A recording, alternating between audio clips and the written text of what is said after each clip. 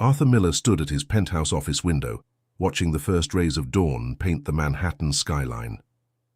From the 40th floor of the Miller Publishing headquarters, the city below seemed distant, much like the relationships he'd spent 2 decades carefully avoiding. At 45, he had mastered the art of solitude, wrapping himself in the comfortable illusion that success was all he needed. The corner office, with its mahogany desk and leather chairs, told the story of a man who had everything and nothing at all. Family photos were conspicuously absent, replaced by industry awards and financial charts. The Wall Street Journal, on his desk, declared Miller Publishing's latest triumph: "Publishing giant continues digital revolution." The article praised the mysterious CEO's brilliant strategy, though few knew the face behind the success. His intercom buzzed, interrupting his morning ritual. "Mr. Miller, the quarterly management meeting starts in 10 minutes, his executive assistant Margaret reminded him. "Thank you. And remember—" "Yes, sir. To everyone else, you're just Mr. Miller from Operations Management." This practiced deception had become second nature. Arthur had learned early in his career that true character emerged when people thought no one important was watching. His father, the company's founder, had taught him that lesson before passing away, leaving 25-year-old Arthur to carry the legacy. Adjusting his tie, Arthur took the private elevator to the 38th floor, where he maintained a modest office fitting his supposed middle management position. The temporary descent in floors matched his practiced demeanor: shoulders slightly slouched, stride less commanding, voice softer. He'd perfected this other version of himself, the unremarkable Mr. Miller who blended into the corporate background. The management meeting proceeded like countless others before it. Arthur sat quietly in the corner, taking notes while senior executives postured and planned. Christina Walsh, the HR director, was presenting the latest staffing updates. "We've finalized the new maintenance contract," Christina announced. "The cleaning crew starts next week, all properly vetted and background checked. As long as they're more reliable than the last group," interrupted Sophie Richardson, her perfectly manicured nails drumming against the conference table. At 38, Sophie had clawed her way to director of marketing through a combination of cunning and ruthless ambition. "I'm tired of coming in to find my office half cleaned." Arthur watched Sophie's calculated performance, noting how others instinctively leaned away from her. She represented everything he disliked about corporate culture: the politics, the pretense, the persistent climbing over others to reach the top. After the meeting, Arthur took his usual route through the building, observing his employees when they thought no one significant was watching. He saw the genuine interactions, the small kindnesses and occasional tensions that told him more about his company's health than any spreadsheet could. Near the break room, he overheard 2 employees discussing the new cleaning crew. "They're bringing in some young single mother," one whispered. "Can you imagine, with the confidential documents we handle?" Arthur frowned, making a mental note. Such prejudices had no place in his company, regardless of someone's position. He'd built Miller Publishing on merit, not background or circumstance. That evening, long after most employees had left, Arthur remained in his CEO office, reviewing acquisition proposals. The city lights twinkled below, a constellation of artificial stars that had become his only consistent companions. His phone buzzed. Another missed call from his Aunt Eleanor, likely calling to remind him about the upcoming family gathering he had no intention of attending. 20 years of focusing solely on work had earned him the nickname the Phantom, CEO in industry circles. The media occasionally speculated about his reclusiveness, crafting theories ranging from physical disfigurement to social anxiety. The truth was far simpler. Trust, once broken, was like a shattered mirror. You could piece it together, but the cracks would always show. Margaret's voice came through the intercom one final time. "Sir, the new maintenance supervisor dropped off the updated schedule.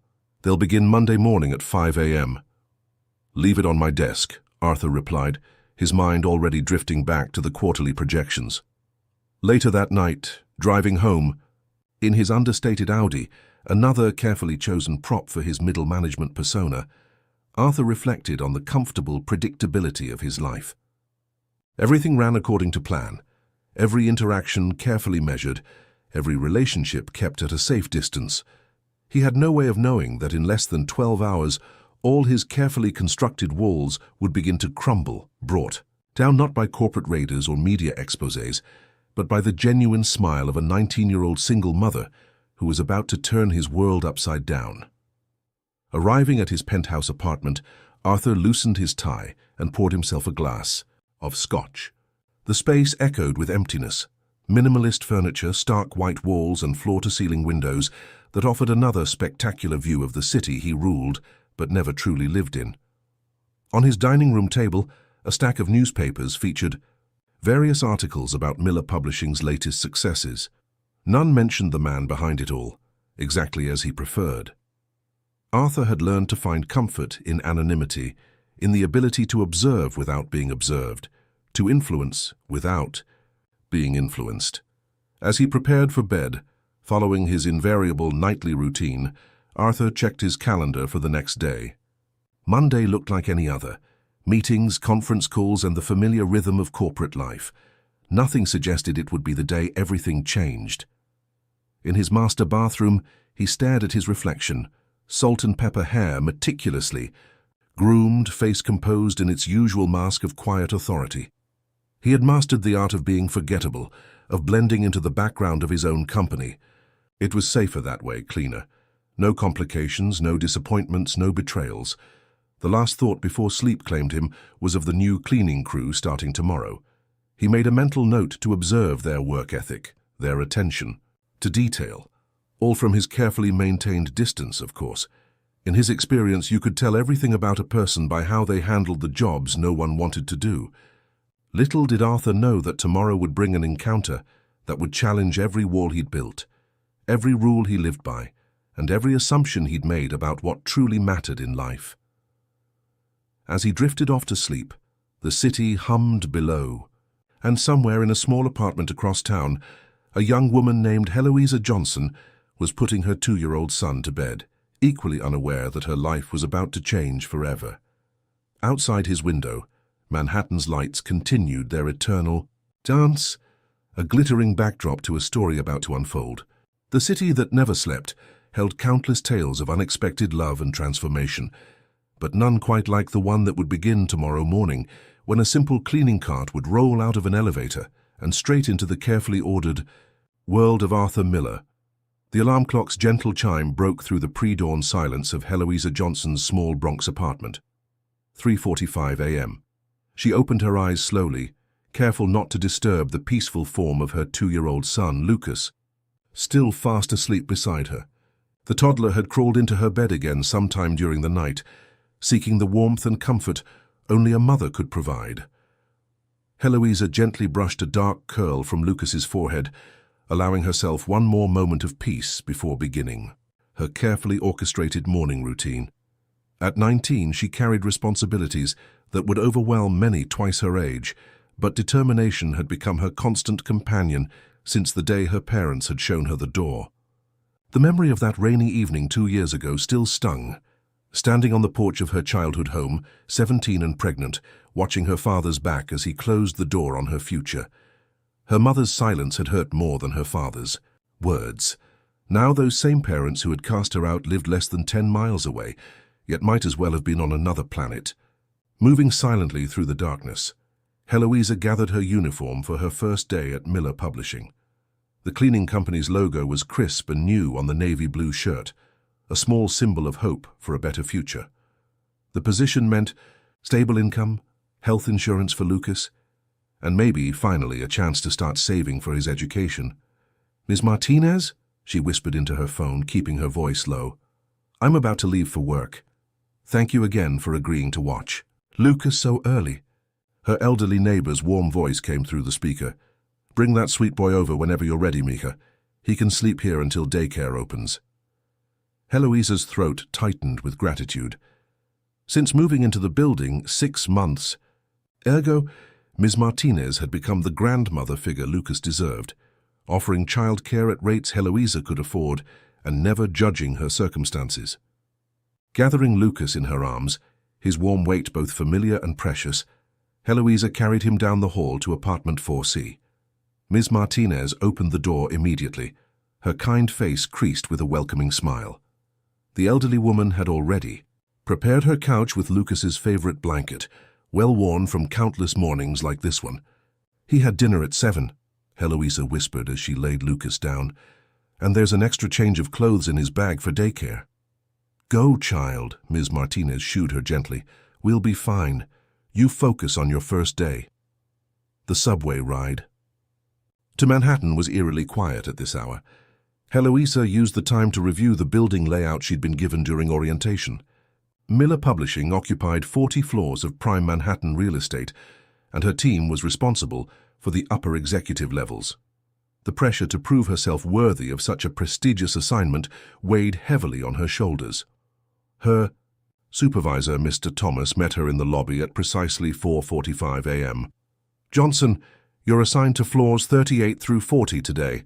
Remember what we discussed about security protocols around the executive offices?" "Yes, sir," Heloisa nodded, her back straight with determination. "No cleaning when occupied, maintain confidentiality, and always log which areas have been completed." The elevator ride to the 38th floor felt like ascending into another world. Everything gleamed with wealth and power: the marble floors, the wood-paneled walls, the subtle scent of success that permeated the air. This was as far from her humble Bronx apartment as the moon from the earth. As she pushed her cleaning cart out of the elevator, Heloisa reminded herself that honest work was honest work, regardless of the setting. Her mother had taught her that much before everything fell apart. It wasn't what you did that defined you, but how you did it. The first few offices were straightforward enough. Heloisa developed a rhythm: dust, vacuum, sanitize, move on. She took pride in leaving each space spotless, imagining the executives who would arrive hours later to find their domains perfectly prepared for another day of important decisions. It was in the corner office on the 38th floor that she first noticed him. A man in a simple grey suit stood by the window, so still she almost missed him in the dim early morning light. He turned at the sound of her cart, and their eyes met in a moment that would later seem charged with destiny. "I'm sorry," Heloisa said quickly, already backing away. "I was told these offices would be empty at this hour." "No need to apologize," he replied, his voice carrying an unexpected gentleness. "I'm often here early. Please don't let me interrupt your work." Something about his presence was different from the other executives she'd encountered during orientation. He carried himself with quiet dignity rather than arrogance, and his eyes held none of the dismissive glance she'd come to expect from men in expensive suits.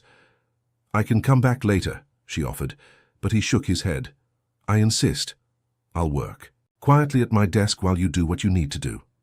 As Heloisa went about her tasks, she could feel his occasional glance, not intrusive but curious. She maintained her professional demeanor, though something about him made her want to smile. Perhaps the way he seemed so intentionally unimposing, or how he straightened papers that were already straight. "You're new here," he observed softly, after a few minutes. "First day," she admitted, emptying his wastebasket. "I'm Heloisa." "Arthur," he replied simply, offering no title or position. "Welcome to Miller Publishing." Their interaction was brief, professional, yet something about it lingered with her as she continued her rounds. There had been a moment, just before she left his office, when their eyes met again. In that fleeting connection, she'd sensed a profound loneliness that matched her own. By 7:30 a.m., Heloisa had completed her assigned floors. Her muscles ached from the unaccustomed work, but satisfaction glowed warm in her chest. She'd proved she could handle the responsibility, navigate the corporate environment, and maintain her dignity in the process. Riding the subway back to the Bronx, Heloisa allowed herself to dream just a little.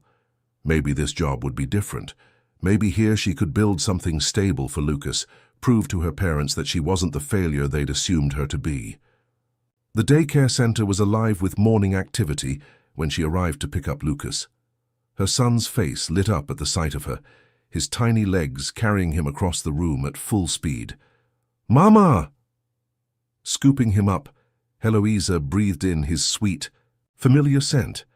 "Hi, baby, were you good for Ms. Martinez and your teachers?" "He's always good, Ms." Martinez said, appearing with Lucas's bag.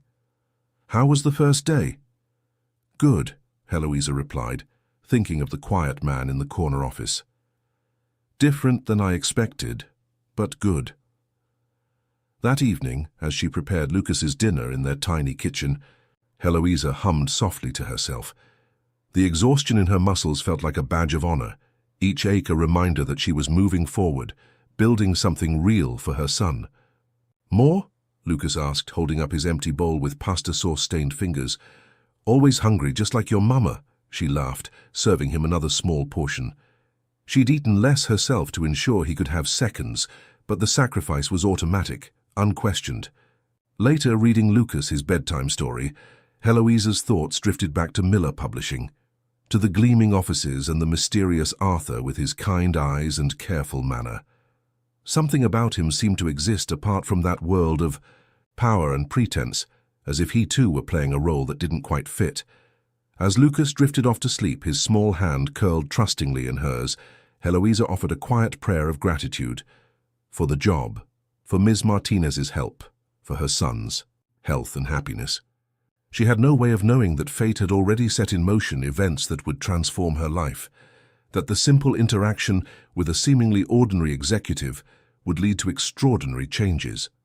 Tomorrow would bring another pre-dawn wake-up, another day of proving herself in a world that often seemed designed to exclude people like her.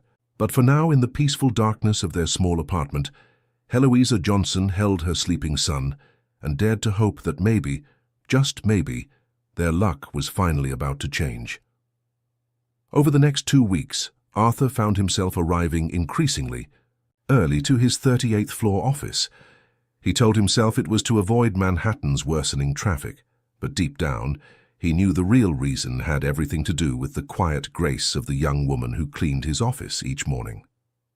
Their interactions remained professional, yet something indefinable had begun to shift.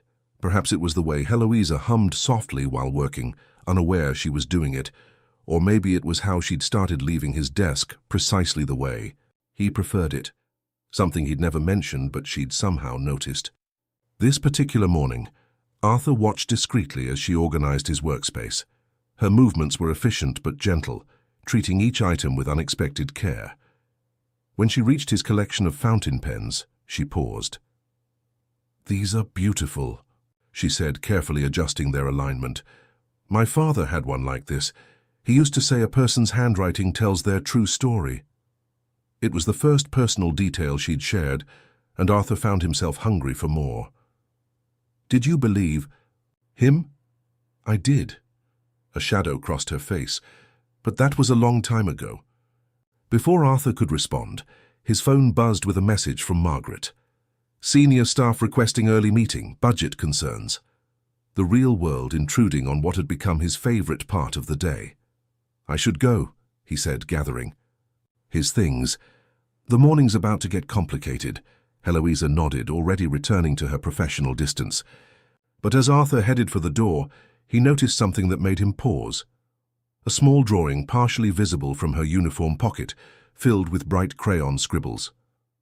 "Your son's artwork?" he asked before he could stop himself. Surprise flickered across her face, followed by a warmth that transformed her entire demeanor. "Lucas," she said, touching the paper gently. "He's 2. Everything is a masterpiece at that age." The tenderness in her voice stirred something in Arthur's chest. He wanted to ask more, to learn about this child who clearly meant everything to her. Instead, he simply nodded and left, his mind already spinning with thoughts he shouldn't be having about an employee. The budget meeting was already in progress when Arthur slipped into the conference room, taking his usual unobtrusive spot in the corner. Sophie Richardson stood at the front, presenting a series of cost-cutting proposals with her trademark aggressive efficiency.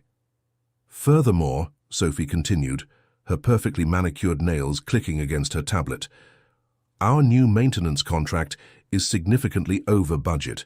I recommend immediate restructuring, starting with the most recently hired staff." Arthur's chest tightened. He knew exactly who would be first on that list. "The quality of work has been questionable at best," Sophie added, her lips curving, in a way that suggested personal satisfaction. This morning I found confidential documents had been disturbed on my desk. We can't risk security breaches from unvetted personnel. All maintenance staff went through standard background checks, Christina Walsh from HR interjected. There haven't been any reported incidents. Perhaps not officially. Sophie's voice dripped with insinuation. But I've noticed things missing from my office, small items easily overlooked, and I'm not the only one. The lie was so blatant it took all of Arthur's self-control not to break his cover then and there. He'd observed Heloise's work personally. Her integrity was beyond question. But revealing how he knew that would raise uncomfortable questions about why the company's CEO was watching a cleaning staff member so closely. After the meeting, Arthur retreated to his actual CEO office on the 40th floor, his mind racing. He could override Sophie's proposal easily enough, but doing so would draw attention. Any special treatment would only make Heloise's position more precarious. Lost in thought, he almost missed the commotion in the hallway. Sophie's voice carried through his closed door, sharp with accusation.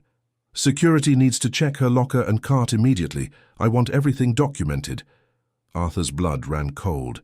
He opened his door to find Heloisa standing in the hallway, her face pale but composed, as Sophie towered over her, waving an expensive fountain pen.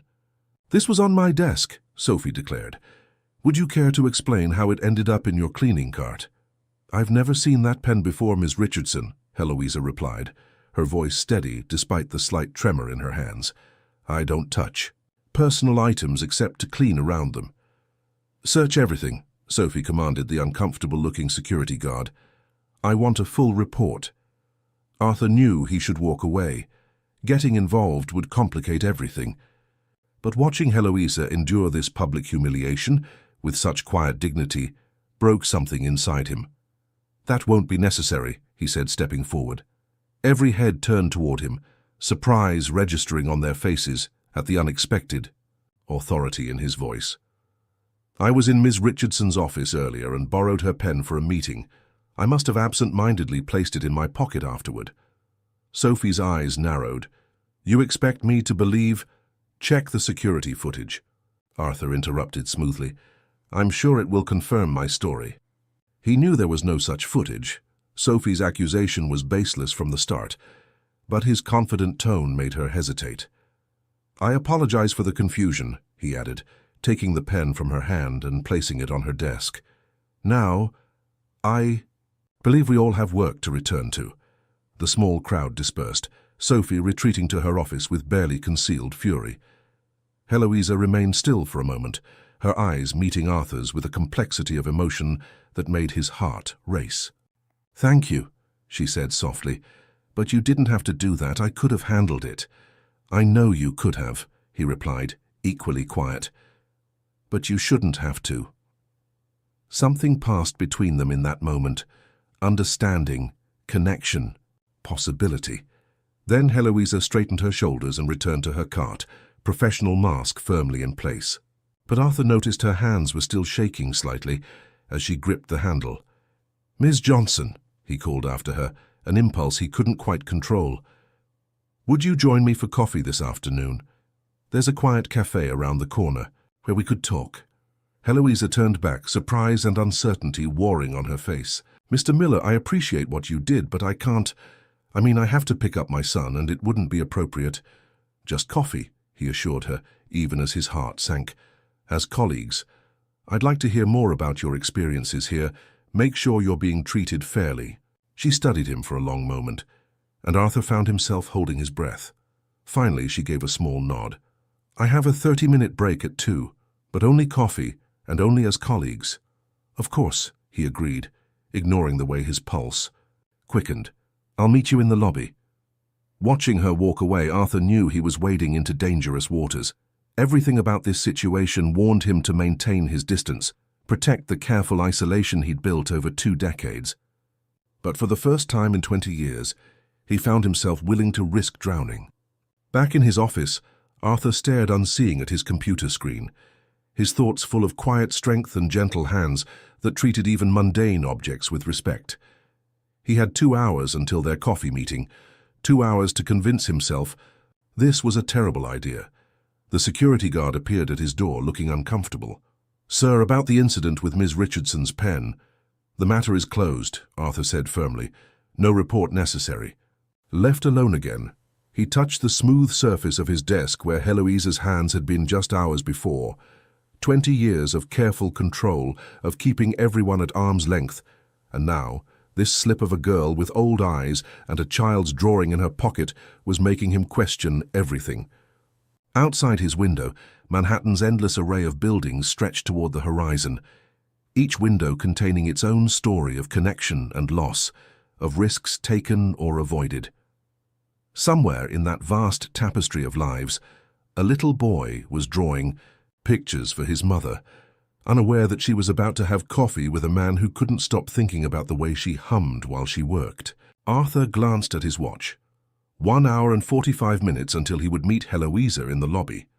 1 hour and 45 minutes to either come to his senses or admit that some risks were worth taking, even if they threatened everything he'd built. The small cafe 2 blocks from Miller Publishing was a hidden gem among Manhattan's glossier establishments.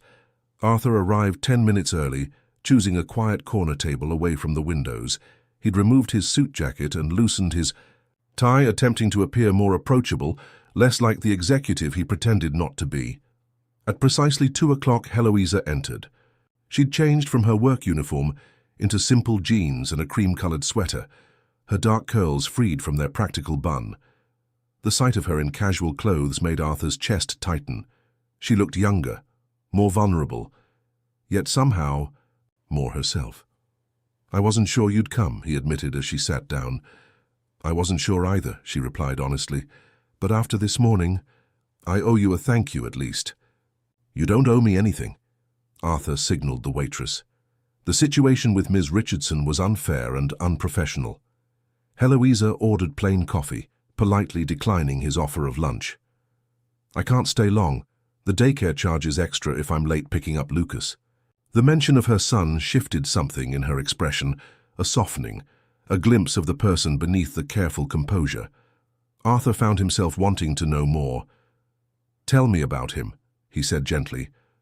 Heloisa hesitated, stirring her coffee. "He's everything to me. Smart, curious. He makes friends with everyone he meets." A shadow crossed her face. "Sometimes I worry he's too trusting." The world isn't always kind to people who wear their hearts on their sleeves. "You speak from experience? Don't we all?" She met his eyes briefly before looking away. "But Lucas deserves better than my cynicism. He deserves a chance to believe in people." Arthur watched her hands wrap around the coffee cup, noticed the small calluses that spoke of hard work and persistence. "It can't be easy raising him alone." "Nothing worth doing is easy." Her voice carried a quiet pride. "We manage. I have good neighbors, a flexible daycare. Lucas is healthy and happy. That's what matters." "And his father?" The question slipped out before Arthur could stop it. Heloisa's expression closed slightly, her shoulders tensing. "Not in the picture," she said simply. "It was a high school mistake. He made his choice and I made mine." The way she said it, without bitterness, just stating facts, made Arthur want to reach across the table and take her hand. Instead, he asked about safer topics, Lucas's favorite stories, his latest adventures in daycare, the small victories and challenges of toddler life. Watching Heloisa talk about her son, Arthur saw a different person emerge. Her eyes lit up, her hands animated her words, and occasional laughter softened the careful guard she usually maintained. She was beautiful in these moments of unguarded joy. "I'm talking too much," she caught herself, glancing at her watch, "and I should get back." "Wait," Arthur said as she started to rise. "About this morning. If Miss Richardson or anyone else gives you trouble." "I can handle Sophie." "Richardson?" Heloisa's chin lifted slightly. "I've dealt with worse, but thank you for caring." "It's more than that." Arthur leaned forward, lowering his voice. "You should know that your position isn't in danger. The company values integrity and hard work above office politics." Something flickered in Heloisa's eyes. Curiosity, perhaps suspicion about how he could make such assurances. But she simply nodded, gathering her purse. "Mr. Miller." "Arthur, please." "Arthur." His name on her lips, sent an unexpected thrill through him. This was nice, but we both know it can't happen again. People talk, and I need this job. I understand. He did understand, even as everything in him wanted to protest. But if you ever need anything— I don't need saving, she said firmly. I just need to work and take care of my son. She left him there, her untouched muffins still on the table.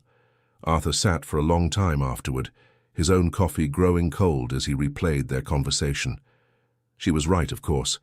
The gap between their worlds was too wide, the complications too numerous. And yet, back at the office, Arthur found it impossible to focus. Every time he closed his eyes, he saw Heloisa's hands wrapped around that coffee cup, heard the love in her voice when she spoke about Lucas. She'd revealed just enough of herself to make him hungry for more, to make him question every boundary he'd ever set. The intercom buzzed, Margaret's voice breaking through his reverie. "Sir, the board is requesting updated quarterly projections." Reality crashed back in. He was the CEO of a major publishing house, maintaining an elaborate deception to protect his privacy. She was a 19-year-old single mother working as a cleaner, fighting for stability in an unstable world. Even their coffee meeting could spark rumors that might damage her reputation, her employment prospects.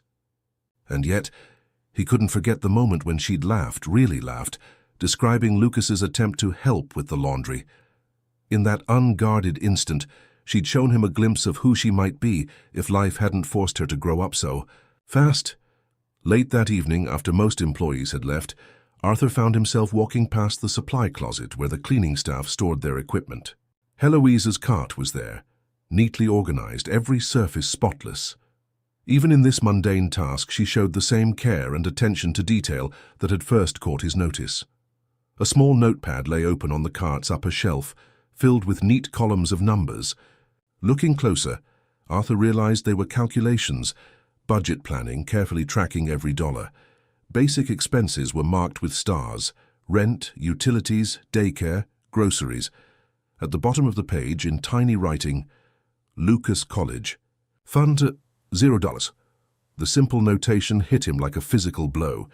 Here was a young woman with barely enough to get by, already planning years ahead for her son's education. The determination and hope in those careful columns of numbers moved him more than any corporate financial report ever had. Acting on impulse, Arthur pulled out his own notebook and pen.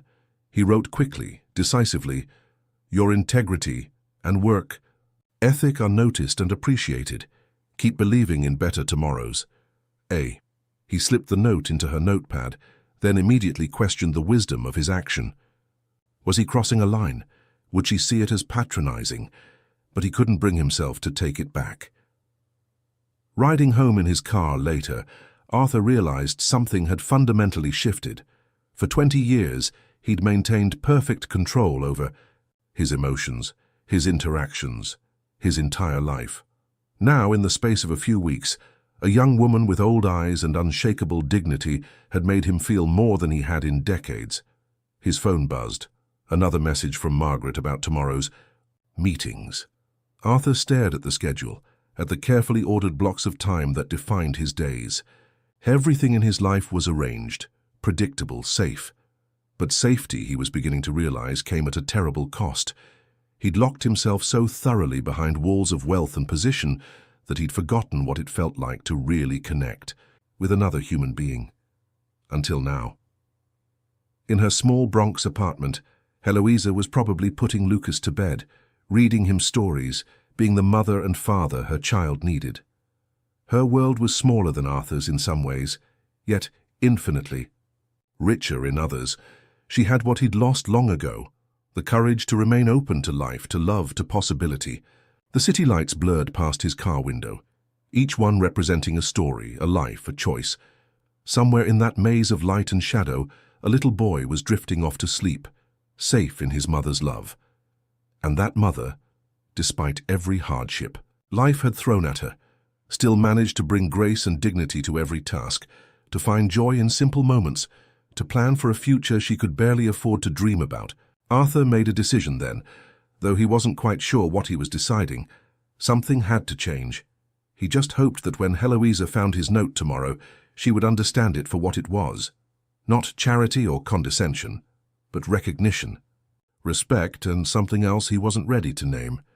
Heloisa found the note the next morning, tucked between the pages of her budget notebook. Her heart skipped as she recognized Arthur's handwriting, precise yet somehow gentle, like the man himself. She quickly slipped the paper into her pocket before anyone could notice, but its presence burned against her skin all morning. The rational part of her mind screamed warnings. Getting personally involved with anyone at work was dangerous, especially someone in management. She had Lucas to think about, bills to pay, a fragile stability to maintain. And yet, Arthur's words kept echoing in her mind. Keep believing in better tomorrows. Johnson, Sophie Richardson's sharp voice cut through her thoughts. My office. Now. Heloisa's stomach tightened as she followed Sophie into the immaculate corner office.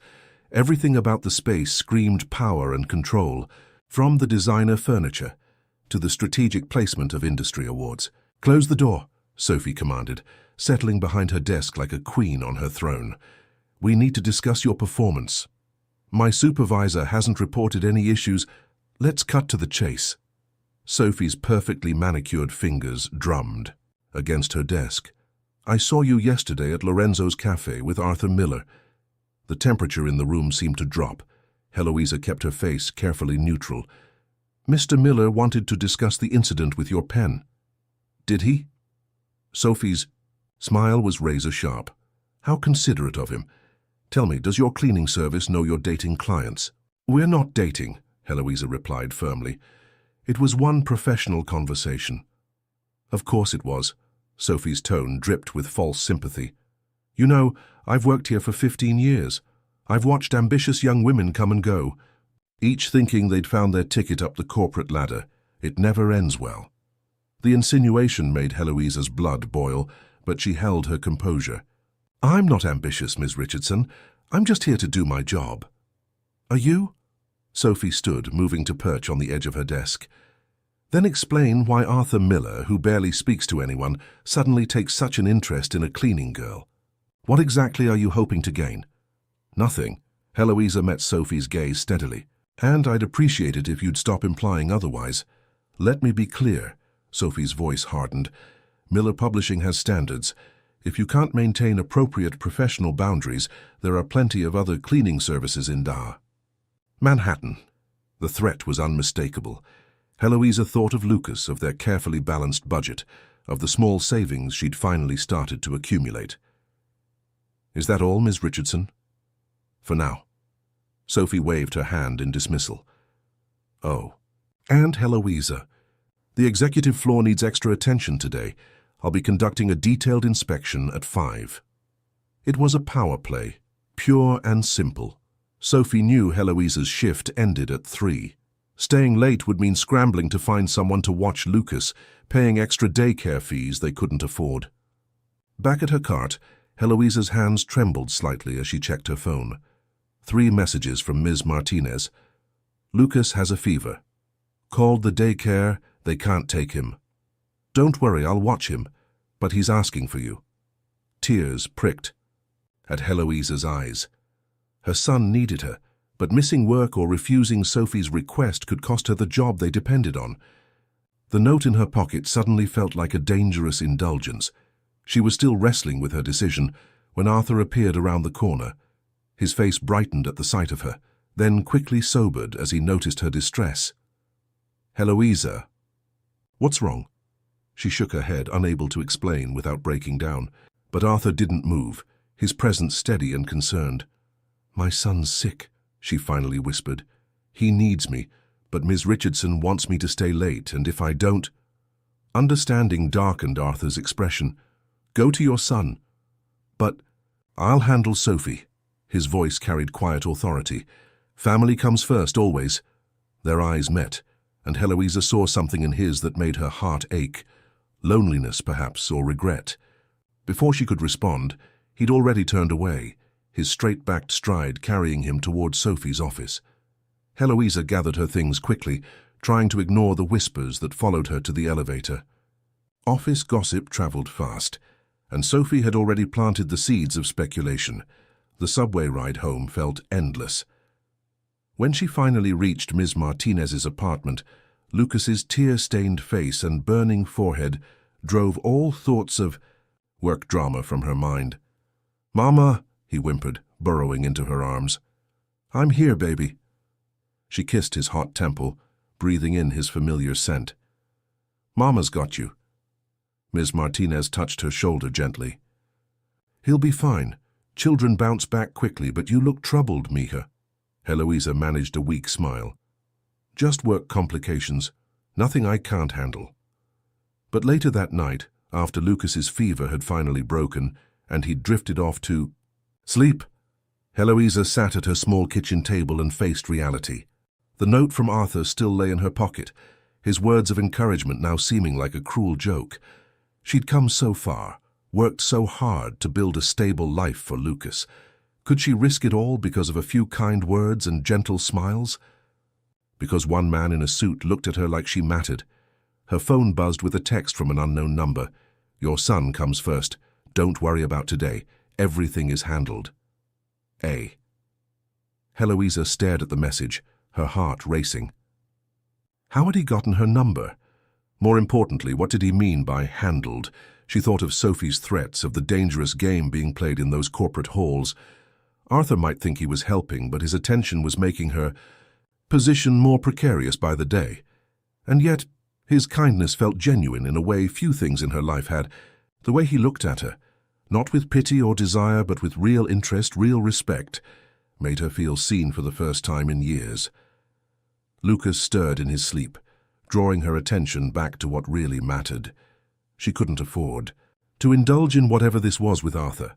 Her son needed stability, security, a mother who made smart choices. But as she got ready for bed, Heloisa couldn't help remembering the quiet authority in Arthur's voice when he'd said, "Family comes first." There had been pain there, history. What kind of man held such power in the corporate world yet seemed so alone? Her last thought before sleep claimed her was of Arthur's note, "Keep believing in better tomorrows." Despite everything, despite the risks and complications and Sophie's threats, something in those words touched a part of her she'd thought long buried, the part that still dared to hope. Across town in his penthouse apartment, Arthur sat in the darkness staring at his phone. He'd obtained her number from HR records he wasn't supposed to access, sent a message he shouldn't have sent, and confronted Sophie in a way that might raise questions about his interest in a cleaning staff member.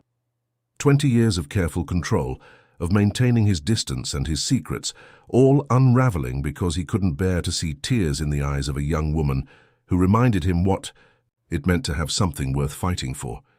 Sophie's words from their confrontation echoed in his mind. "You're playing a dangerous game, Arthur. People will start asking questions." She was right.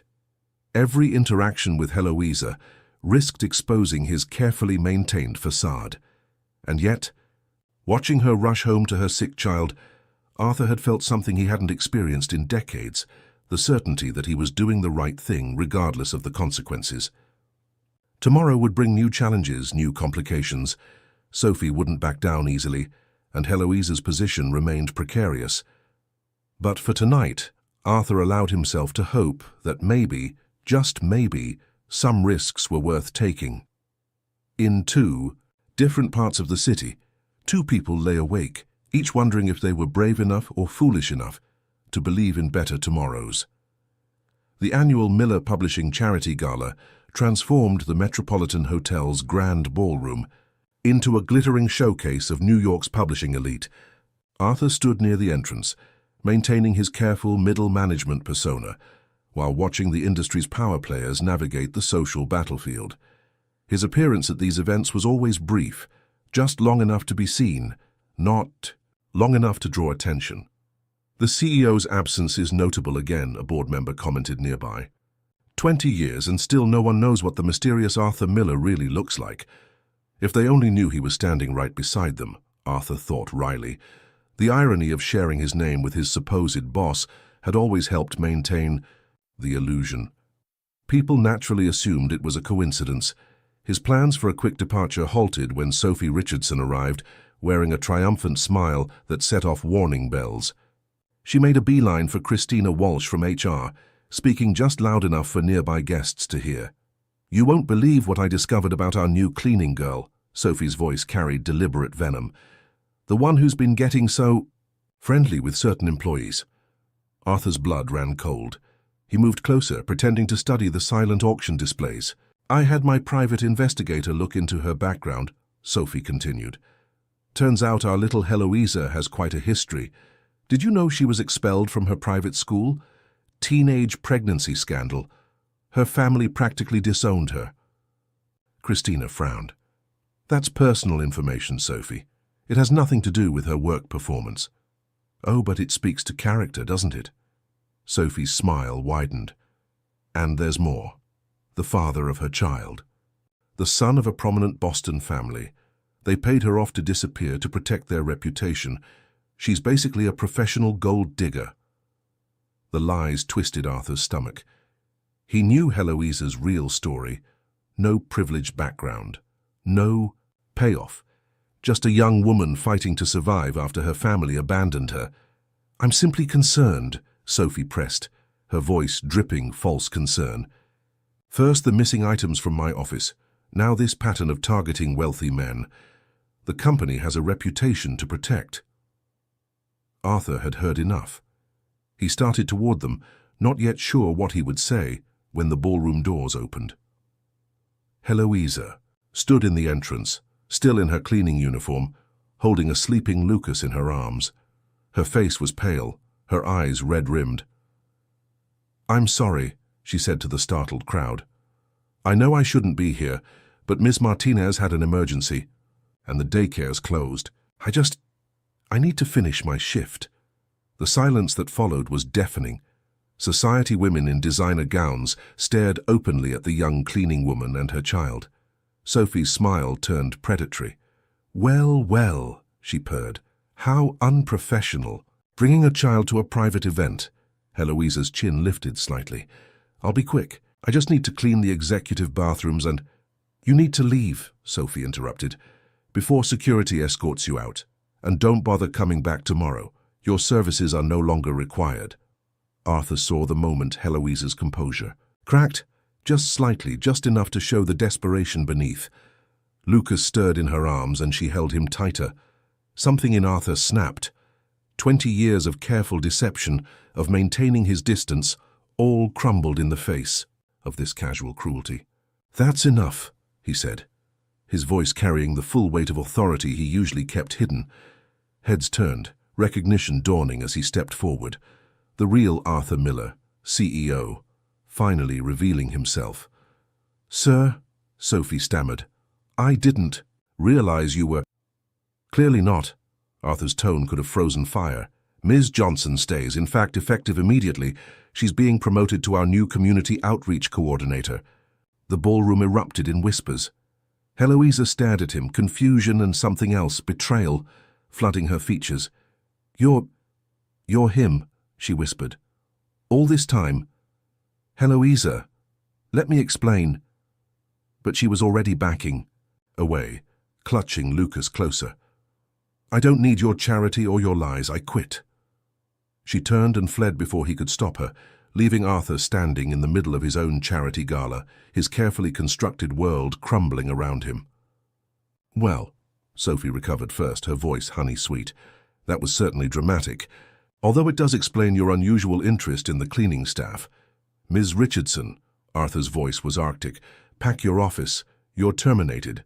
The next hour passed in a blur of damage control.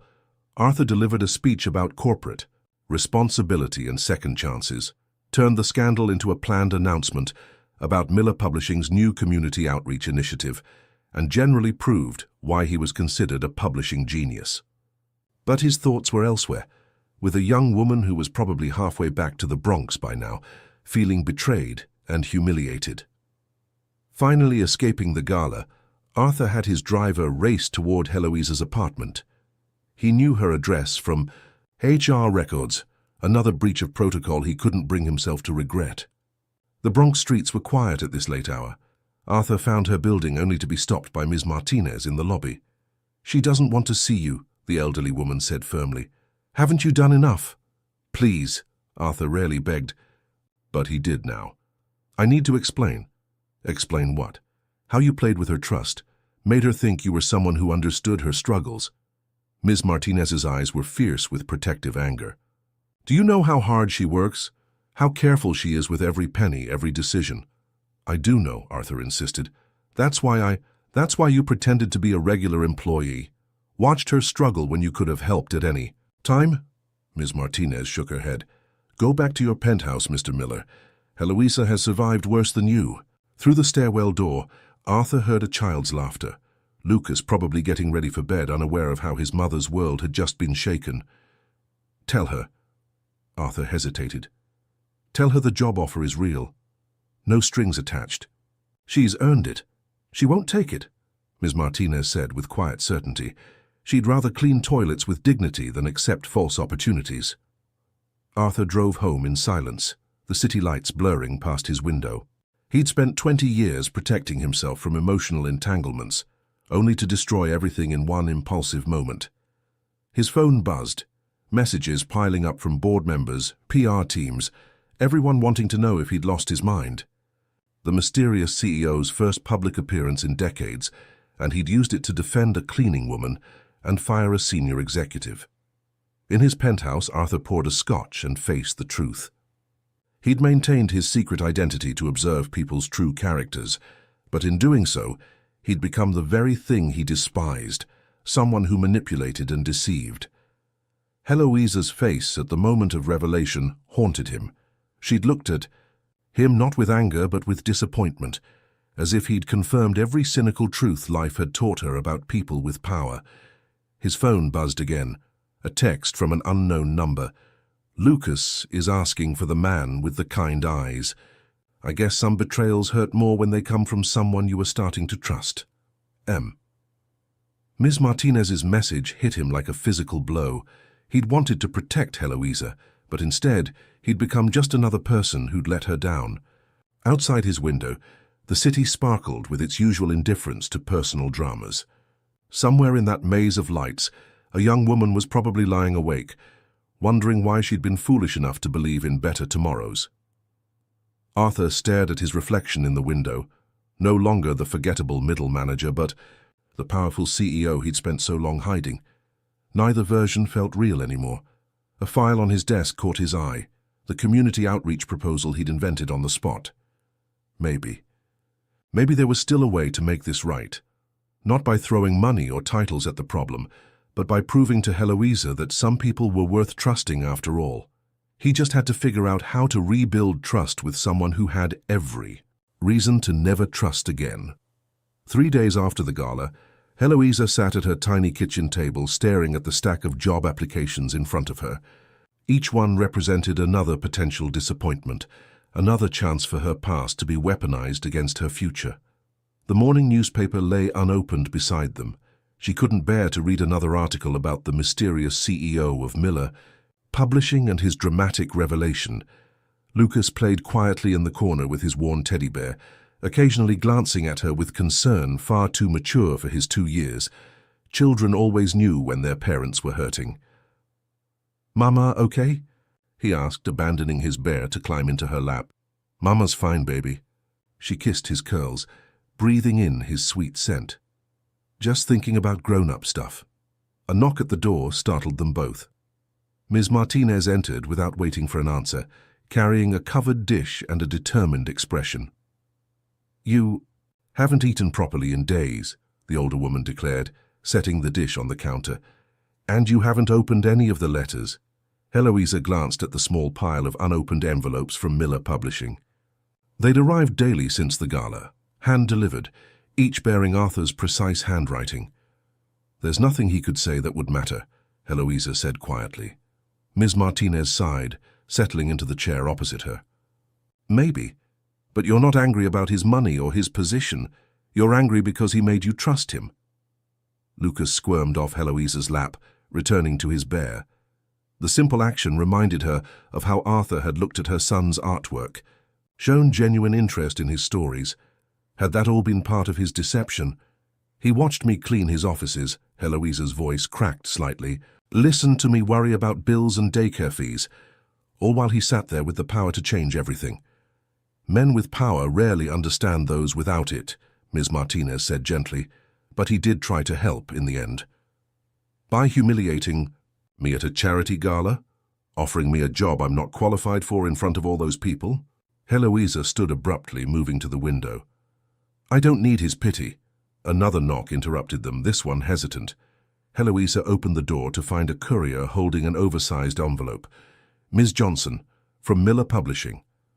Inside the envelope, Heloisa found no letter from Arthur, only official documents, her full employment history, background check results, and performance reviews from her supervisors. Attached was a formal job offer for the Community Outreach Coordinator position, along with a detailed description of qualifications, organization, empathy, ability to connect with people across social barriers, proven resilience in facing challenges. Each qualification had been annotated with specific examples from her work history, showing how her experience as a single mother and cleaning staff member had prepared her for the role. He's persistent, Ms. Martinez observed, reading over her shoulder. He's wasting his time. But Heloisa's voice held less conviction than before. The next morning, desperate to maintain her routine despite everything, Heloisa took Lucas to their favorite park. The early hour meant they usually had the place to themselves. Not today. Arthur sat alone on a bench near the playground, his expensive suit incongruous in the modest surroundings. He looked tired, his usual polish dimmed by what appeared to be several sleepless nights. How did you know we'd be here? Heloisa demanded, instinctively pulling Lucas closer. Ms. Martinez, Arthur admitted. She said she'd break my kneecaps if I upset you again, but she agreed you deserved to hear the truth. Lucas wiggled free of Heloisa's grip, drawn to the playground. She watched him climb the small slide, her heart aching with familiar protective fear. The truth, she repeated bitterly. That's rich, coming from you. I deserve that. Arthur's voice was quiet. But everything else, every conversation, every moment we shared, that was real. Was it? The powerful CEO slumming it with the cleaning girl. What a touching story for your next charity gala. Stop. Arthur's tone sharpened. You can hate me for lying about my position, but don't diminish yourself. Your integrity, your strength, your dedication to Lucas, those things are worth more than any corporate title. Heloisa watched her son navigate the playground equipment, his face bright with determination. Why maintain the deception? What could you possibly gain? 20 years ago, my father died and left me the company. I was 25, naive, surrounded by people who only saw the position, never the person. Arthur's gaze turned distant. The deception started as a way to understand the company from the ground up. It became a shield, I suppose, a way to know who people really were when they thought no one important was watching. And what did you learn? Watching me clean your offices, taking notes on the struggling single mother. I learned that true character shows in how people handle the jobs no one wants to see. Arthur's eyes met hers. I learned that real strength isn't about power or position, but about getting up every morning and choosing to believe in better tomorrows. The echo of his note made Heloisa's chest tight. Pretty words from someone who hid behind lies. So you're right. Arthur stood slowly. I hid from genuine connections for 20 years, thinking I was protecting myself. Then I met someone who faced every day with unflinching courage, who showed me that real strength comes from being genuine, even when the world gives you every reason not to be. Lucas chose that moment to race over, proudly showing off his scraped knee. Without thinking, Heloisa knelt to examine it, pulling a Band-Aid from her ever-ready supply. All better? Arthur asked softly. Lucas nodded, studying Arthur with innocent curiosity. You have sad eyes now. The simple observation seemed to hit Arthur hard. He knelt to Lucas's level, his next words directed as much to the child as to Heloisa. I made a mistake, he said simply. I thought I was protecting something important, but I ended up hurting people I care about. Sometimes grown-ups get things very wrong, even when they're trying to do right. Lucas considered this with toddler solemnity. Mama says sorry fixes. A mistakes. Lucas, Heloisa warned, but Arthur held up his hand. Your mama is very wise, he told Lucas, but some mistakes need more than just sorry. They need time and trust and proof that someone has really changed. He stood brushing off his suit pants. The job offer stands, Heloisa, not from guilt or pity, but because you've earned it. The position reports directly to the board, not to me. You'd be free to accept or refuse projects, build the program your way. Why should I trust anything you say? You shouldn't yet. Arthur's honesty was stark. But I'm hoping you'll give me the chance to earn back your trust. Not as CEO Arthur Miller, but as the man you shared coffee with, who learned more about integrity from watching you work than from 20 years of running a company. He turned to leave, then paused. Oh, and Sophie Richardson's accusations. I had our legal team issue formal retractions to every media outlet. Your privacy should be protected now. Heloisa watched him walk away, his shoulders carrying a weight. That had nothing to do with corporate responsibility. Lucas tugged at her hand. Sad eyes man nice, he declared with toddler certainty. Ms. Martinez was waiting when they returned home, another sympathetic meal in hand. She took one look at Heloisa's face and sighed. He found you at the park? You sent him. It wasn't a question. I sent him because you needed to hear his truth, even if you're not ready to forgive it. Ms. Martinez began setting out plates. Life rarely gives second chances, Mija. Sometimes the hardest walls to break down are the ones we build ourselves. That evening, after Lucas was asleep, Heloisa finally opened Arthur's letters. Each one was different, no flowery apologies or grand declarations, just simple truths. He wrote about his father's death, the weight of inheritance, the loneliness of power. About watching her transform mundane tasks into acts of dignity, and how it made him question everything he'd built his life around. The last letter was the shortest. You once told me you didn't need saving, you were right, but perhaps we all need something else. The courage to be seen for who we really are, and the wisdom to recognize truth when we find it, even in unexpected places. Heloisa sat for a long time, watching the city lights through her window, thinking about walls and masks and second chances. Tomorrow, she would need to make a decision about the job offer, about Arthur, about the future she wanted to build for Lucas. But tonight she allowed herself to remember the man with kind eyes who had seen her strength before he knew her story. Perhaps Ms. Martinez was right. Sometimes the walls we build to protect ourselves become the very things that keep us from growing. In the darkness of her small apartment, Heloisa whispered her own truth. Forgiving someone for hiding their true self meant first forgiving yourself for wanting to believe in them. 1 week into her new position as Community Outreach Coordinator, Heloisa was beginning to find her footing at Miller Publishing. Her office on the 35th floor offered a view of the city she'd once only seen while cleaning, and her ideas for community programs had received enthusiastic support from the board. She'd insisted on maintaining professional distance from Arthur, though his presence lingered in small gestures. Fresh flowers delivered to the office every Monday, a state-of-the-art laptop that made her remote work easier, a children's corner installed near her desk for the days Lucas's daycare. Closed early. The quarterly board meeting starts in 10 minutes, her assistant Andrew reminded her. After initial skepticism, the young man had become her strongest ally, helping her navigate corporate politics with surprising insight. Heloisa gathered her presentation materials, straightening her new blazer, a subtle navy piece that managed to look professional without making her feel like she was wearing a costume. She'd bought it with her first paycheck, a symbol of her commitment to making this transition work. The elevator ride to the 40th floor still made her stomach flutter, memories of cleaning these same halls in pre-dawn hours still fresh. Now she moved through them with purpose, her heels clicking confidently against marble floors that had once known only her quiet footsteps.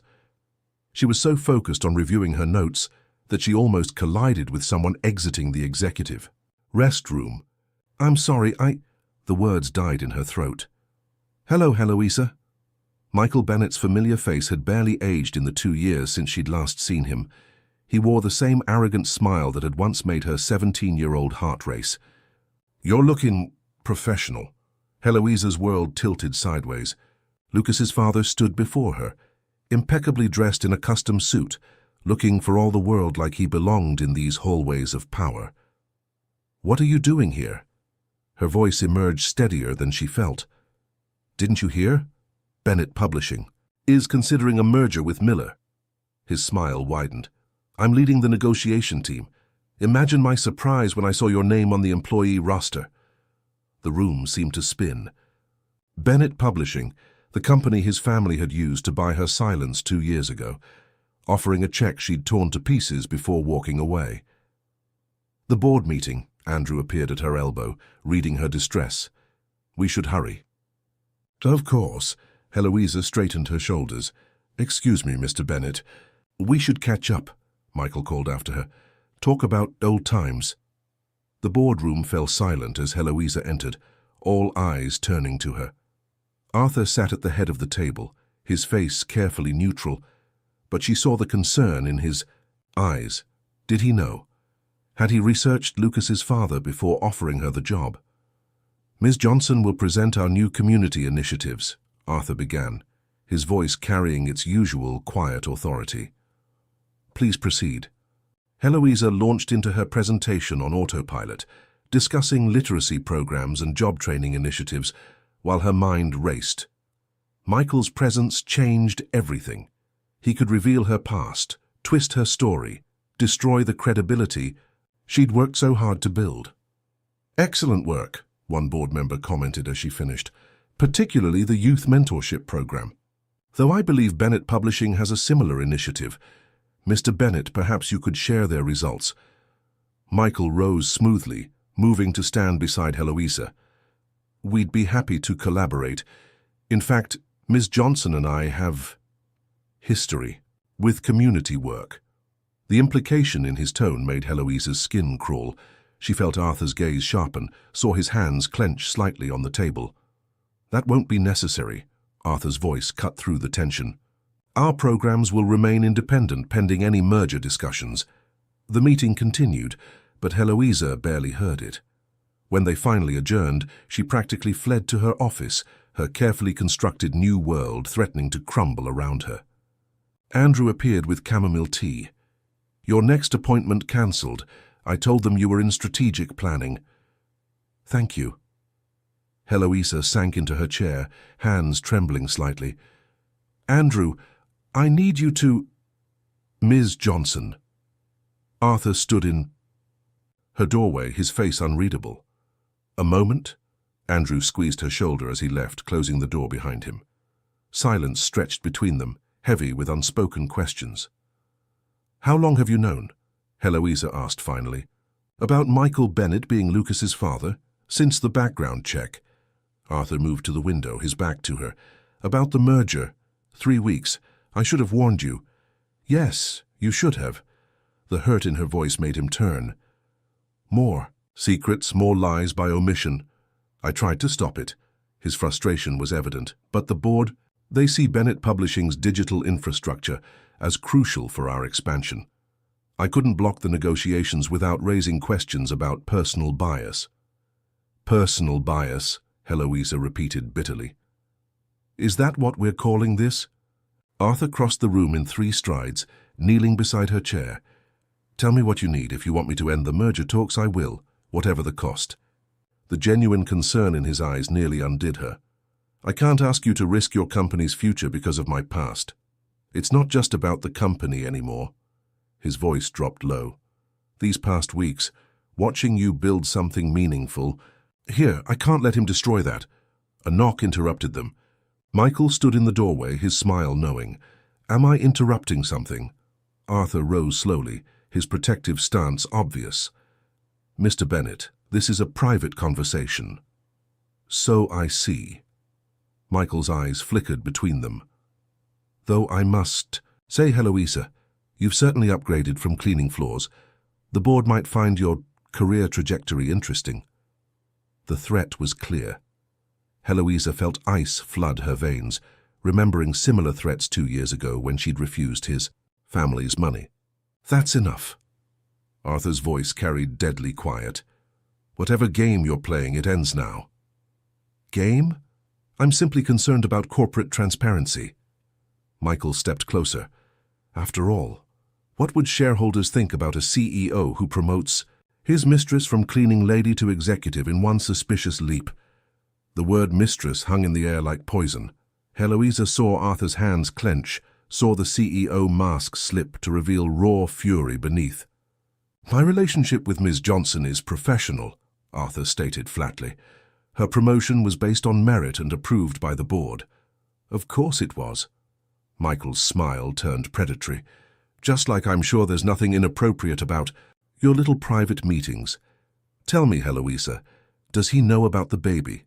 About how you tried to trap my family with a pregnancy at 17? That's not...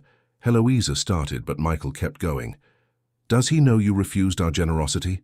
Chose poverty over a comfortable solution? His eyes gleamed with malice. I wonder what Lucas would think. Learning his mother's pride condemned him to a life of struggle. Something in Heloisa snapped. She rose from her chair, facing Michael directly. My pride? You mean my refusal to let your family erase my child's existence, to pretend Lucas was a mistake that could be bought and buried? Ms. Johnson, Arthur warned softly, but she was beyond stopping. You want to talk about transparency? Heloisa's voice shook with controlled rage. Tell them how your father offered me money to disappear. How you stood there silently while your mother called me a gold digger. Tell them how you've never once asked about your son, never wondered if he was healthy or happy or loved. Michael's smile faltered. You're becoming hysterical. Perhaps this proves my point about your stability. Get out. Arthur's command cut through the tension like a blade. If you have concerns about Ms. Johnson's position, direct them through proper channels. Otherwise our meeting is done. After Michael left, silence descended heavily. Heloisa sank back into her chair, exhaustion replacing anger. I should resign, she said quietly, before this gets worse. No. Arthur's response was immediate. You've earned your place here. I won't let him take that from you. He'll go to the board, the media, once people start digging. Heloisa thought of Lucas, of protecting him from the coming storm. Let them dig. Arthur knelt before her again, taking her hands in his. Your story isn't shameful, Heloisa. You chose your child over easy money. You built a life from nothing. That's not scandal, that's strength. Tears threatened, but Heloisa held them back. The merger can go to hell. Arthur's thumb traced circles on her palm. Some things matter more than business deals. Looking into his eyes, Heloisa saw no pity, no judgment, only fierce protection and something deeper, something that made her heart race for entirely different reasons. We'll face this together, Arthur promised. No more secrets, no more hiding. Whatever comes next, we'll handle it in the open.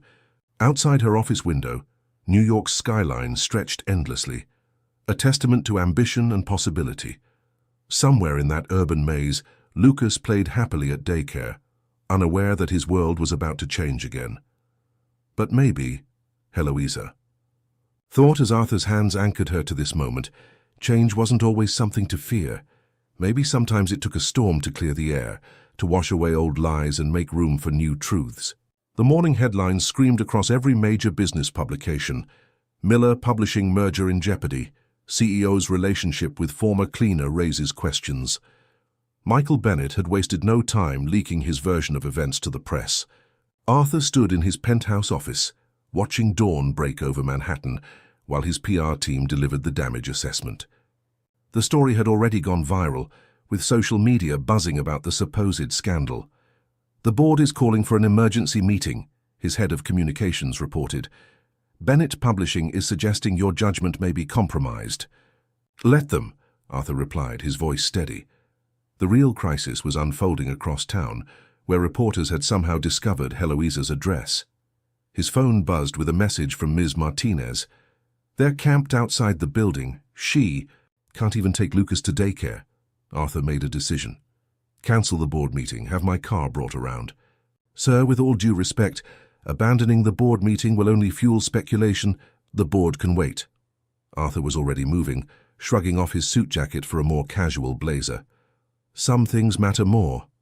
The drive to the Bronx took forever through morning traffic. When Arthur finally arrived, he found chaos. Reporters crowded the sidewalk, cameras flashing at every movement near Heloisa's building. Ms. Martinez met him at the service entrance, her expression fierce. She's barely slept. Lucas is confused, scared by all the noise. Those vultures have been shouting questions since dawn. Arthur's jaw tightened. Where are they now? My apartment, 4th floor. Ms. Martinez caught his arm. Be gentle with her. She's blaming herself for all this. Inside Ms. Martinez's cozy apartment, Arthur found Heloisa pacing while Lucas napped on the couch. She looked exhausted, still wearing yesterday's clothes, but her eyes blazed when she saw him. You shouldn't be here, she said immediately.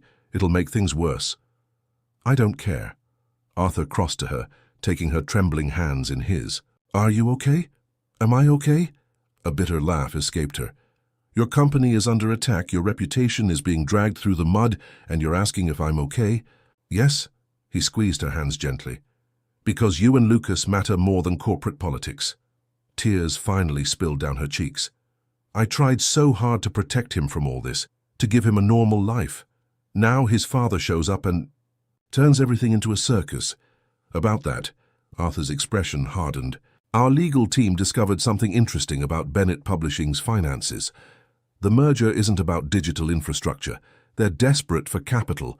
Michael's using this scandal as leverage. He always was good at manipulation. Heloisa wiped her eyes. What do they want? For me to step down as CEO, presumably. Install someone more suitable to lead the merged companies. Arthur's thumb traced circles on her palm, a gesture that had become unconsciously comforting to both of them. They didn't count on one thing, though. What's that? I stopped hiding 20 years ago because of you.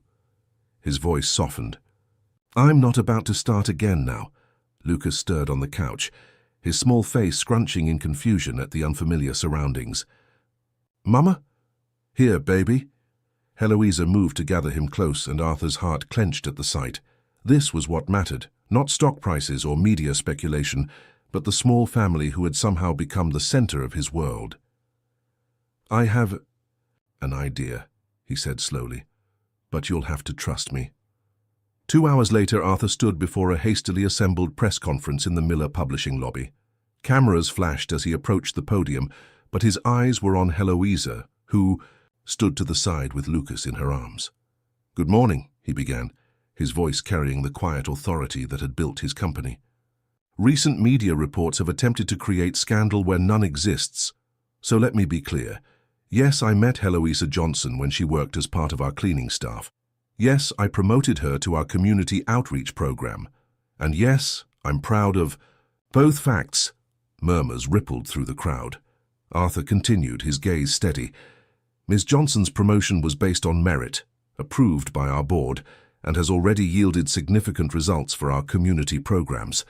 The attempt to weaponize her previous position says more about corporate elitism than it does about her capabilities. He paused, letting his next words carry weight. As for Bennett Publishing's merger proposal, Miller Publishing is hereby withdrawing from all negotiations. Our investigation has revealed concerning financial discrepancies that make such a merger untenable. The room erupted in questions. Arthur raised his hand for silence. Furthermore, we're announcing a new initiative, the Miller Foundation for Educational Access. This program will provide scholarships and support for single parents pursuing education or career advancement. Ms. Johnson will oversee its development, drawing from her personal understanding of the challenges these families face. Cameras swung to Heloisa, who stood straighter under the attention. Lucas, surprisingly calm, waved at the cameras, drawing scattered chuckles from the reporters. One last thing. Arthur's voice softened. To address the speculation about my personal relationship with Ms. Johnson, over the past months, I've had the privilege of witnessing her extraordinary strength, integrity, and dedication to her child. Any man would be fortunate to earn her trust. I can only hope in time to be worthy of it. The press conference exploded into chaos, but Arthur was already moving toward Heloisa and Lucas. Without hesitation, without caring about the cameras, he placed a protective arm around them. Both. That wasn't exactly laying low, Heloisa whispered, even as she leaned slightly into his embrace. I'm done hiding, he replied. From anything. Back in his office, as his PR team handled the media fallout, Arthur found himself remarkably calm. The business world might be in upheaval, but watching Lucas play contentedly in the children's corner while Heloisa reviewed foundation proposals, he knew he'd made the right choice. His phone buzzed, Michael Bennett requesting an urgent meeting. Arthur deleted the message without reading it. Some bridges were meant to be burned. The board will still have questions, Heloisa said later, as they shared a quiet moment, watching the sunset from his office. About us, about the foundation, about everything. Let them ask. Arthur turned to face her.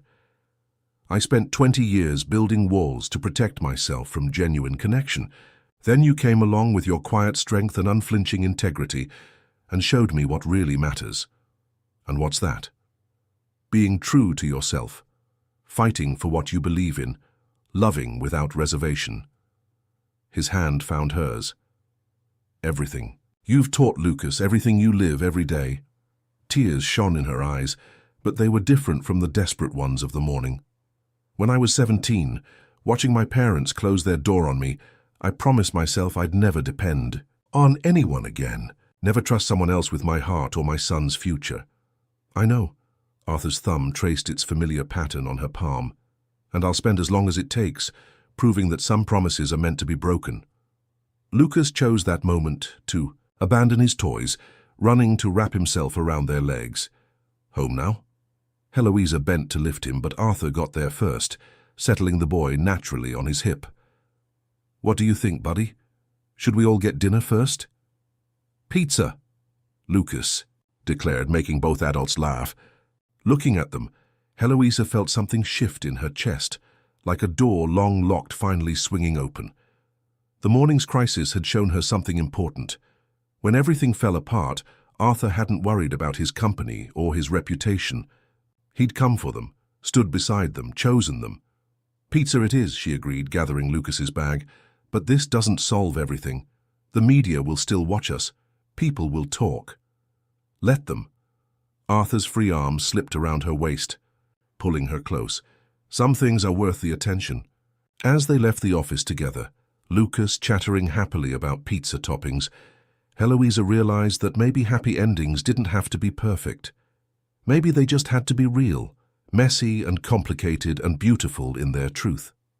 The elevator doors closed on the small family group, and somewhere in Manhattan, a different kind of empire was beginning to build, one founded not on corporate power or social status, but on the simple strength of hearts brave enough to choose love over fear. 6 months had transformed Miller Publishing beyond recognition. The newly established Miller Foundation occupied the entire 35th floor, its walls adorned with success stories of parents who had found new opportunities through its programs. Heloisa's vision had turned corporate charity into genuine community impact. On this particular morning, she stood in her old cleaning supply closet, now converted into a small study room for program participants. The budget notebook that had once held her careful calculations of survival now tracked scholarship distributions and mentorship matches. Quite a change, isn't it? Arthur's voice came from behind her. He'd developed a habit of finding her, in quiet moments like this, understanding her need to sometimes trace the path that had led them here. Sometimes I still expect to find my cleaning cart, she admitted, turning to face him, especially on early mornings like this. Any regrets? His question carried deeper meaning. The past months hadn't been easy. Media scrutiny, corporate politics, and social prejudices had tested them constantly. Only one. Heloisa's hand found his, their fingers intertwining naturally. That we can't take Ms. Martinez to dinner. Tonight, she started planning Lucas's birthday party already. Arthur chuckled. She's determined to outdo the Halloween celebration. The memory made both smile. Ms. Martinez had transformed her entire apartment building into a trick-or-treat paradise for Lucas and the other children, declaring that her grandson deserved nothing less. The elderly woman had become the heart of their unconventional family, bridging Heloisa's old life and new reality with unwavering love. Speaking of celebrations, Arthur's tone turned serious. There's something we need to discuss. Before he could continue, Andrew appeared in the doorway. Sorry to interrupt, but you both need to see this. In Heloisa's office, the morning news played on the wall screen. Michael Bennett stood outside the Bennett Publishing headquarters, announcing the company's bankruptcy. His father's financial mismanagement had finally caught up with them. Sources say Bennett attempted to force a merger with Miller Publishing. 6 months ago, the reporter continued, that failed deal may have accelerated their collapse. Heloisa felt no satisfaction watching Michael's carefully constructed world crumble. Lucas deserves to know his other grandparents, despite everything. Should I? That's their choice to make, Arthur said gently, just like you made yours 2 years ago. A small commotion outside drew their attention. Lucas burst into the office, followed by an apologetic daycare teacher. Early pickup today, she explained. Parent-teacher conferences. Lucas, now 3 and impossibly more energetic, launched himself at Arthur. Their relationship had evolved naturally over the months, built on bedtime stories and Saturday morning pancakes. Did you bring it? Lucas asked excitedly. Arthur produced a small box from his pocket, meeting Heloisa's questioning gaze. I was going to wait until dinner, but... He knelt to Lucas's level. Remember our secret mission? Lucas nodded solemnly. For Mama. What secret mission? Heloisa asked, her heart suddenly racing. Arthur opened the box, revealing a simple yet elegant ring. Lucas helped me pick it out. He said you like simple things that shine from the inside. Like Mama, Lucas added proudly. Tears blurred Heloisa's vision as Arthur took her hand. 6 months ago, you taught me that real strength isn't about power or position. It's about being genuine, even when the world gives you every reason not to be. You and Lucas, you've given me something I'd forgotten existed, a family built on trust and truth. Arthur, Heloisa's voice wavered. Let me finish. He squeezed her hand.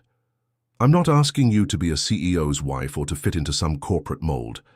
I'm asking if you'll continue being exactly who you are, the woman who changed my world by simply being genuine.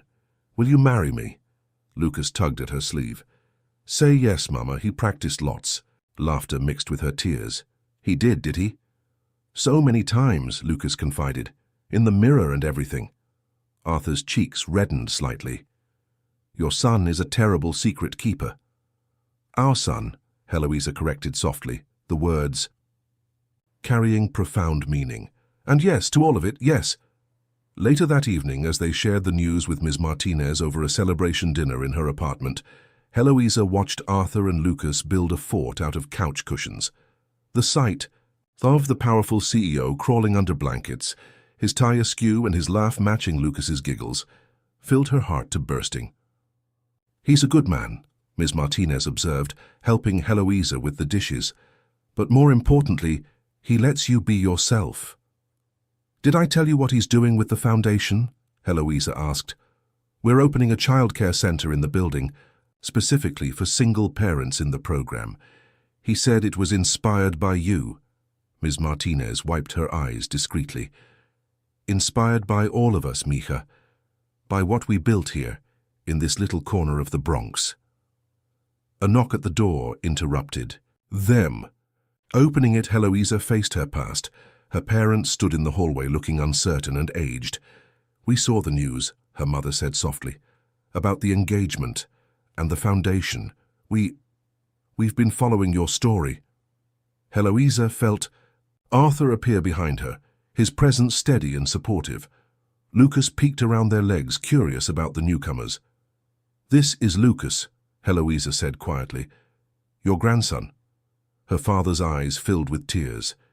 He has your smile, the one we've missed for so long. Would you like to come in? The invitation cost her, but Heloisa remembered Arthur's words about choices and second chances. Ms. Martinez made her famous empanadas. The next hour was awkward, but healing. Lucas, oblivious to the complex emotions swirling around him, charmed his grandparents with stories about his adventures with Arthur. Ms. Martinez kept the conversation flowing, her wisdom smoothing rough edges of reconciliation. Later, after her parents had left with tentative plans for future visits, Heloisa stood on Ms. Martinez's small balcony. Arthur joined her, wrapping her in his arms. "Proud of you," he murmured into her hair. "I learned from the best." She turned in his embrace. "You took a chance on trust again after 20 years of hiding, showing me it's possible to rebuild, to forgive, to grow." "We've come full circle," Arthur observed. "This building, these people, everything started here." "Not everything," Heloisa smiled. "Some things started with early morning meetings, and coffee cups and notes about better tomorrows." Inside, Lucas had fallen asleep on Ms. Martinez's couch, his small hand clutching the toy Arthur had given him months ago. Tomorrow would bring new challenges, wedding plans, foundation expansions, family reconciliations. But tonight, in this moment, they were simply a family finding their way together. "You know," Arthur said thoughtfully, "for 20 years, I thought I was watching people to learn their true characters. I never realized I was hiding from my own. And now I understand that true character isn't about what we hide or reveal." He touched her engagement ring gently. "It's about choosing to be genuine, even when it's harder than hiding." "Like a cleaning girl falling for the CEO," Heloisa teased. "Like a CEO learning that real wealth has nothing to do with money." Arthur kissed her softly. "And everything to do with having the courage to love without masks." Ms. Martinez's voice called them inside, insisting they take leftovers home. As they gathered their things, Heloisa watched Arthur lift a sleeping Lucas with practiced tenderness. This was her family now, not perfect, not conventional, but real. The night air was cool as they walked to Arthur's car, Lucas snug between them. The Bronx streets that had once seemed so far from Manhattan's corporate towers now felt like an essential part of their story. "Better tomorrows," Arthur murmured, echoing his long-ago note. "Better tomorrows," Heloisa agreed, knowing they'd build them together, one genuine moment at a time. Above them, the city stars twinkled faintly, witnesses to a love story that had begun with early morning cleaning rounds and ended with the understanding that true happiness comes not from climbing corporate ladders, but from having the courage to be authentically yourself, even when the world expects you to be something else. The end. Based on this moving story of love, overcoming, and authenticity, I would like to propose a deep reflection. At what point did you feel that the wall between Arthur and Heloisa really started to come down? When he defended her from Sophie, even while maintaining his cover, when he revealed his true identity at the charity event, or when he publicly stood up to the media and Michael Bennett to protect her? What does this choice say about your own view of trust and vulnerability in relationships? Your participation in the channel is very important. Please leave your opinion in the comments. Thank you so much for watching until the end. If you enjoyed this story, don't forget to subscribe to the channel, leave a like, and comment your thoughts. Your participation is very important to us. See you next time.